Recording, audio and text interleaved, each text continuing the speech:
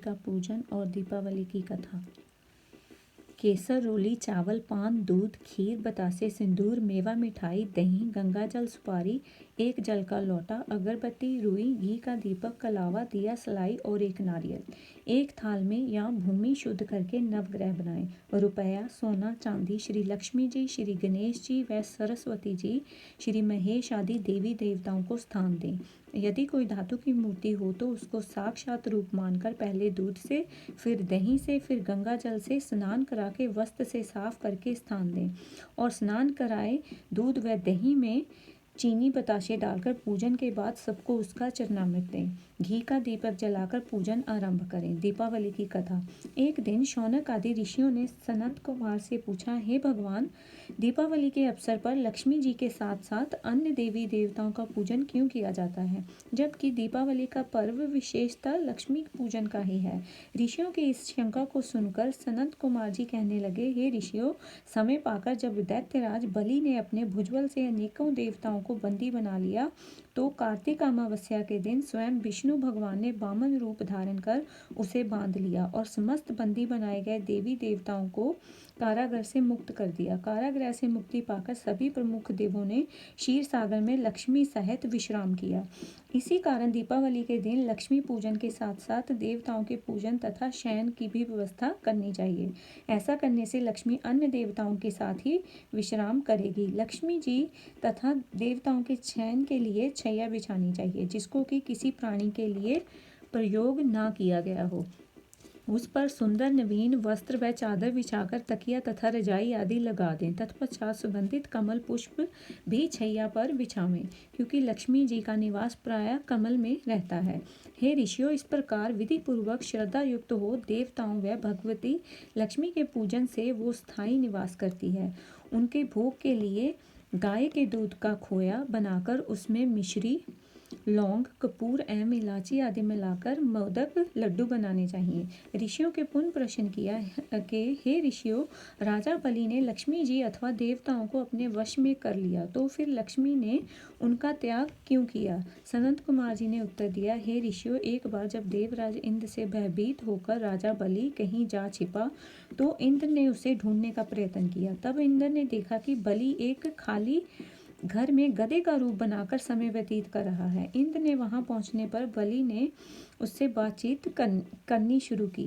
बलि की तत्व ज्ञान का उपदेश देते हुए काल की महत्ता समझाई। देवराज इंद्र और दैत्यराज बलि में बातचीत चल ही रही थी। उसी समय दैत्यराज के शरीर से अत्यंत दिव्य रूप वाली स्त्री निकली। उसे देखकर इंद्र ने पूछा, दैत्यराज, तुम्हारे शरीर से निकलने वाली ये आभा युक्त स्त्री देवी है या आसुरी है या मानवी।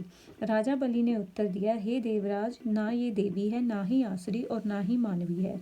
यदि तुम इसके संबंध में अधिक जानना चाहते हो तो फिर उसी से पूछो। इतना सुनकर इंद्र ने हाथ जोड़कर पूछा, हे देवी, तुम कौन हो और देवताओं का परित्याग करके मेरी ओर क्यों बढ़ती आ रही हो।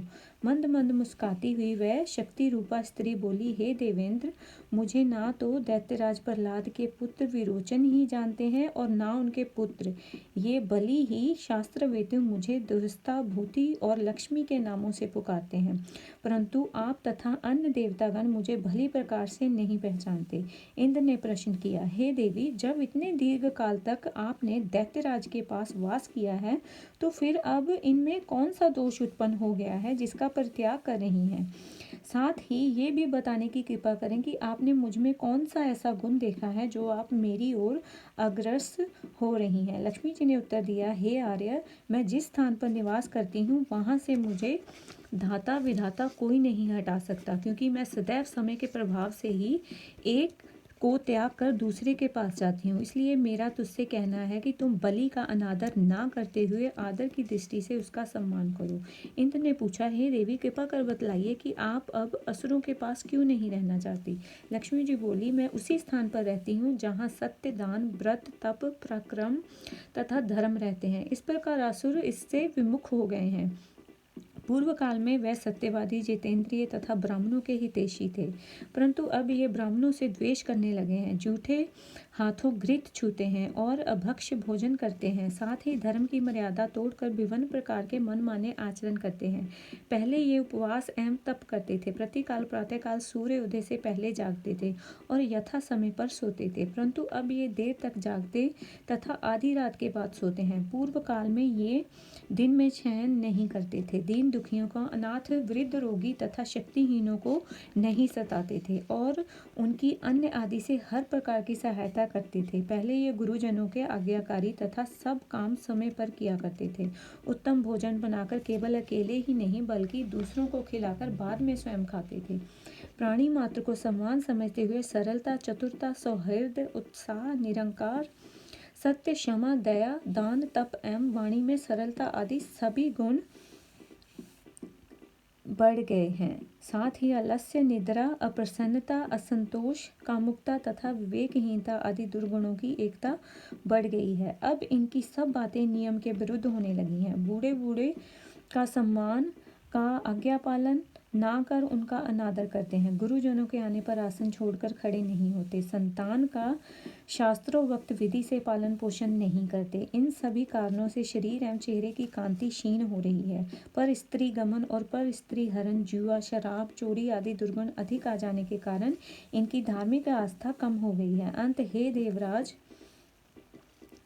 मैंने निश्चय किया है कि अब इनके घर में वास नहीं करूंगी। इसी कारण दैत्यों का परित्याग करके मैं तुम्हारी ओर आ रही हूँ, इसलिए प्रसन्नता पूर्वक मुझे अंगीकार करो। यहाँ पर मेरा वास होगा। वहाँ पर आशा, श्रद्धा, धृति, शांति, जय, क्षमा और विजित, संगीत, ये 8 देवियाँ भी निवास करेंगी। अब समस्त देवताओं के अंदर धार्मिक भावना अधिक बढ़ गई है, इसलिए अब मैं तुम्हारे यहाँ ही निवास करूंगी। यह सुनकर इंद्र ने शक्ति रूप लक्ष्मी का हार्दिक स्वागत किया और उसी समय अन्य देवतागण भी उनके दर्शनार्थ आकर उपस्थित हुए और विविध प्रकार से स्तुति करने लगे तथा बाजे गाजे के साथ उन्हें स्वर्ग में ले गए। संता कुमार जी कहते हैं कि हे ऋषियों, बस उसी समय से संसार में धर्म तथा सुख शांति की भावना देवी भगवती की कृपा से जागृत हो गई।